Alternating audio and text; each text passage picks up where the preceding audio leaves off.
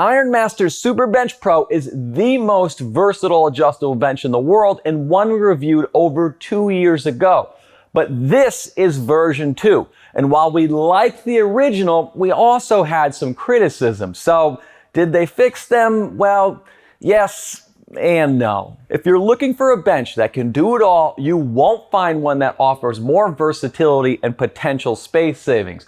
You want leg extensions and leg curls? Need to work dips into your workouts? Are you programming decline press? Or how about sit-ups and other core work? With Ironmaster's ecosystem, you can do all that and so much more. A lot has changed since we first reviewed this, and no, I don't mean the fact that I've collected about 18 more benches than any sane person would. So yes, I'm still buying them, and yes, I did pay for both of these. So if you enjoy our content, then please use the affiliate links in the description, because if you make a purchase, then these companies will send us a small commission at no cost to you, which is one of the big ways we afford to keep this channel going.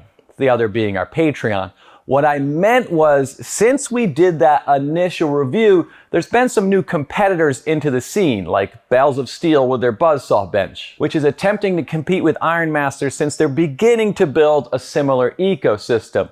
Rep has redone almost their entire lineup, and even Rogue and a few others have worked on evolutions of their offerings. Which is my way of saying we're gonna do some comparisons in this one, and I'm still working on cramming a few more benches into our upcoming Ultimate Showdown video, so subscribe so you don't miss that one. Before we get to whether I think they've stepped up their game enough to compete with everyone else, and we talk about the various attachments, let's go over what you're getting when you order this. One of the things I appreciate about Ironmaster is their packaging and attention to detail, because this one's very well done. They know people like me and their excitement to check out their new toy are gonna ignore warnings about not using a knife to open boxes with pads inside, so they put a strip of cardboard over the seam.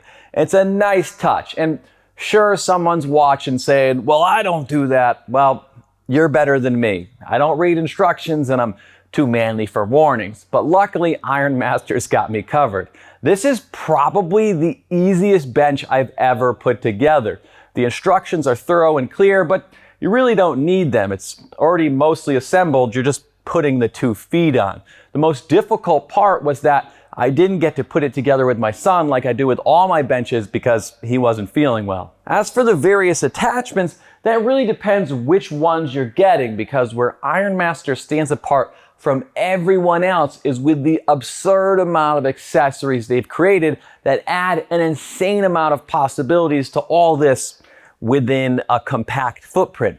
Now, depending on which attachment you're using, you may need some additional space, but if you put this up against most benches, it's not hard to see the Superbench Pro is the smaller and lighter option. And that's important if your wife might be getting just a little sick of moving around your heavy equipment. This is very easy to move, and it's been made a little bit easier now that the handle comes standard with version 2, which is a good example of them addressing one of the common criticisms of the original.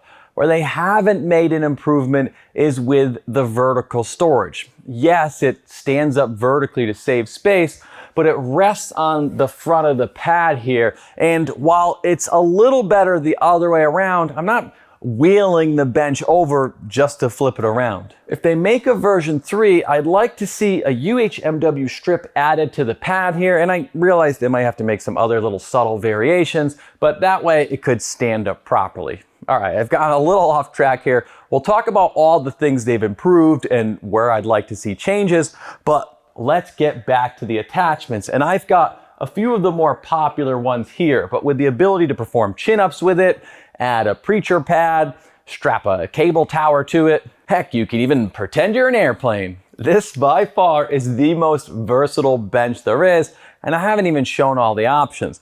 But one of the add-ons that I think is probably a little underrepresented and underrated is the leg attachment. If you're looking to build massive quads and beautiful hammies that would make any man jealous, like my wife's, then you'll want to check this one out. I originally avoided buying this on the first review because I thought the foam they were using It seemed a little cheap and kind of underwhelming. You can actually see it on this older version of the crunch sit-up accessory I have.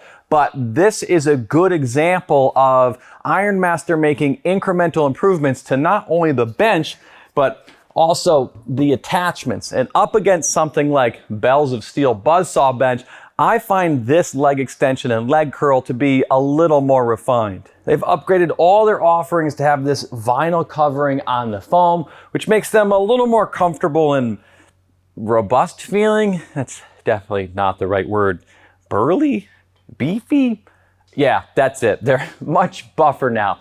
I don't know, but you know what I mean.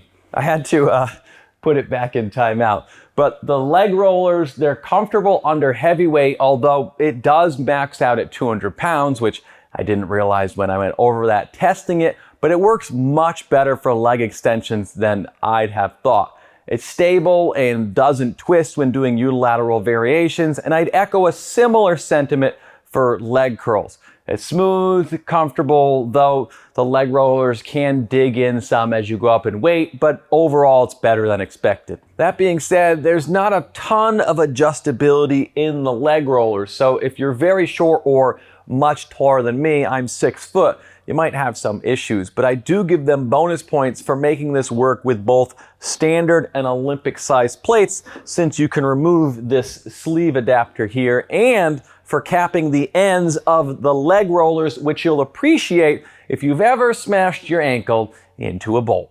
As for the dip handle, nothing's really changed. I still like to see this with a tapered design so you can position yourself to what's comfortable for you, and I think the rubber grips are a little cheaply done. You will have to wear a weight vest if you want to do weighted dips, because the plates will hit this spine, but with a 350-pound weight capacity, it's sturdier than you'd think, even if there is a little movement since you're strapping it to the top of the bench. Also of note is that it's actually got holes drilled on both sides, because some things are a little more fun when you can flip them around, but it's another nice little touch that lets you get a little more out of this. Attaching it, or any of the accessories, is really simple. You've got a pop pin on one side that allows you to adjust the position, and then there's a knob in the corner that you tighten to secure the attachment. This knob has been upgraded from plastic to a knurled one. The crunch sit-up pad that allows you to do decline movements and various core exercises. Of course, this has been upgraded a little bit because the new one has vinyl on the pads, but I still wouldn't put it in the same league as Rep's leg roller for the Blackwing or GetRx version for the Fid AB2, though admittedly those two are pretty simple, but it makes up for it by having this integrated handle that makes climbing up easier than with either of those. You could even use this as a makeshift inversion table at lower angles, or you could have some real fun trying to get up even higher into position, but I speak from experience when I say it's the getting down that's the hard part. If you've been an Ironmaster fan for a while and watching these benches, I wouldn't fault you for looking at these and thinking they don't look all that different, and there's some truth there. I'm not sure I'd call this a version 2, more of a 1.1. At its core, this is the same bench, and that's not necessarily a bad thing. It was already very good to begin with. It's using the same 11 and 12 gauge steel, same frame, so you've still got a 1,000 pound weight capacity when flat and 600 pounds when inclined.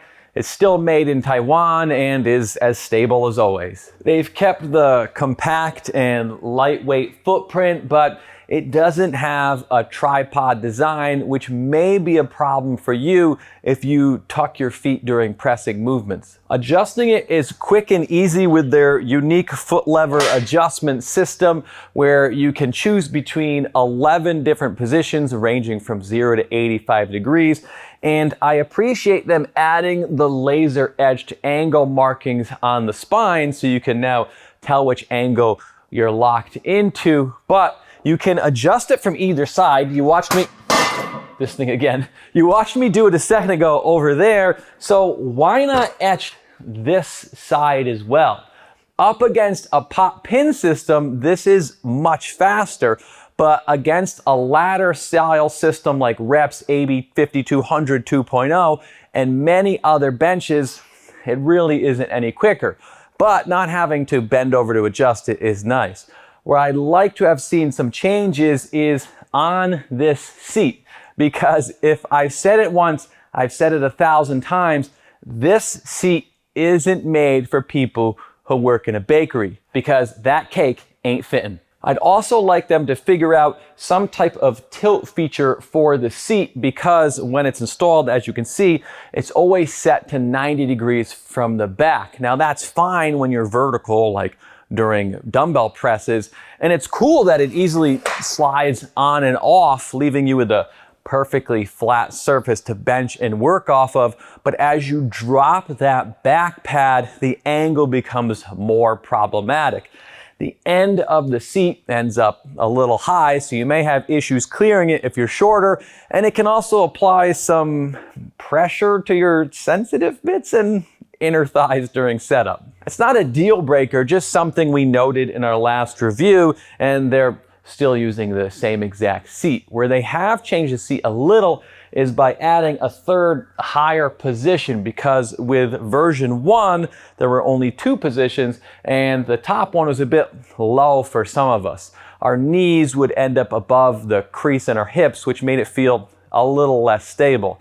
The new spot fixes that some, but at close to 24 inches it does look and feel maybe a little comically high, but it's a little better, though you may find yourself wanting the head extension. They've also raised what's become the middle position about 1/2 inch. And I'm not saying most of us wouldn't be happy with another 1/2 inch, but I think they could still lower the top and raise the middle position a little bit more without anything getting in the way. So if you look here, all these mechanisms have to clear this post, but I think they've still got a little bit of space. Where they have made some improvements is to the back pad. Well, I should say they're using a hybrid of their hybrid bench pad, because they're technically not the same, but I really think they probably should be. We'll get to that in a second. This pad is a little narrow at 10.25 inches. To put that into perspective, the IPF requires a width between 11.5 and 12.5 inches, which is what the majority of people would find comfortable. Now Ironmaster is utilizing a taper design where one side is still 10.25 inches wide and the other one is 12 inches. So you can flip it around if you want more shoulder support during bench press. It's a clever solution that gives the best of both worlds. Support when you need it, but a little more room for your shoulders where you might want it, like on incline rows. That doesn't mean it's perfect. The vinyl is a good quality and the padding is firm and supportive without being too hard, but version 1 and 2 are using the same vinyl, which is different from the actual hybrid bench pads grippier material, which means this one is still a little bit slick. Now, I might have become spoiled by Rep's new Gen 3 vinyl or Rogue's Thompson pad that's also on the Man Array, but I said it in the last review and I'm saying it again. The hybrid pad, the real one, should come standard on this bench, or at least give people the option when ordering. When it comes to build quality, I'd say this is home gym quality. Let me explain.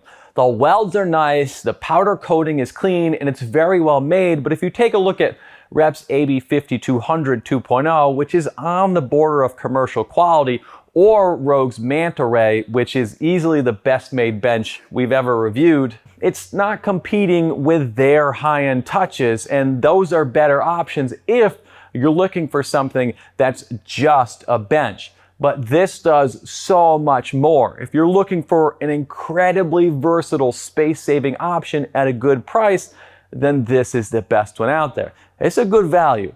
I think this is a great bench that's been made a little bit better, and it has the best warranty in the industry. But Ironmaster, I know you're watching.